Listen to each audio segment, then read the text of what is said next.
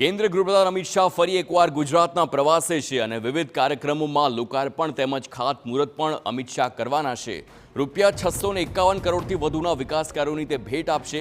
જીએમડીસીમાં હિન્દુત્વ મેળાનો અમિત શાહ પ્રારંભ પણ કરાવશે। સુરત કેન્સર હોસ્પિટલનું અમિત શાહ લોકાર્પણ કરશે તેમજ જુંડાલ તેમજ થલતેજના વિકાસ કાર્યોની શહેરીજનોને ભેટ પણ આપવાના છે।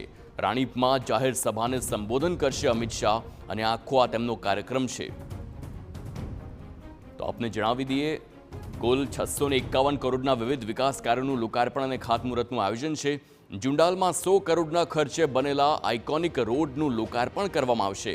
થલતેજમાં 13 કરોડના ખર્ચે બનેલા શીલત તળાવનું પણ લોકાર્પણ થશે, જ્યારે બોડકદેવમાં 3.35 કરોડના ખર્ચે બનેલા વેજીટેબલ માર્કેટનું લોકાર્પણ અમિત શાહ કરવાના છે। આ સાથે જ હાઉસિંગ પ્રોજેક્ટ અંતર્ગત 83 આવાસ તેમજ 12 દુકાનો કોમ્પ્યુટરાઇઝ ડ્રો તેનો કરવામાં આવશે અને લાંબા સમયથી પેન્ડિંગ ચેનપુર અંડરપાસ પણ ખુલ્લો મુકાશે અમિત શાહથી।